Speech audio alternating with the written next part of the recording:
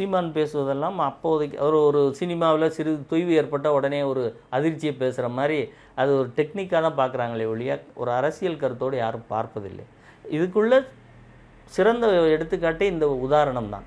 பாதிக்கப்பட்ட மக்களின் பக்கம் நிற்காமல் இப்போ அதே மாதிரி அவரே சொல்கிறாரு, எல்லாரும் சொல்கிறாங்க விஜய் அரசியலுக்கு புதியவர், சில நேரங்கள் எப்படி ரியாக்ட் பண்ணணும் கூட தெரியாமல் இருக்கலாம் சார். பட் இழந்தவர்களை வைத்து நீங்கள் பொறுப்பேற்றுக்கொள்ளனா எப்படி பொறுப்பேற்றுக்கொள்ள சொல்கிறது? அதற்கு ஈக்குவலாக இன்னொரு மிகப்பெரிய காவல்துறை பட்டாளம் நீங்கள் எல்லாம் இருக்கீங்களே. எனக்கு தமிழ்நாட்டை நான் சீர்திருத்திடுவோம்னு இறந்தவங்களாம் தமிழன் இல்லையா? அப்படி ஒரு தப்பே நடக்க போகுது, நீங்கள் என்ன செய்யணும்?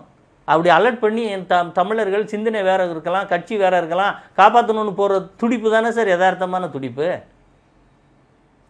அதைத்தானே காவல்துறை செய்யணும்.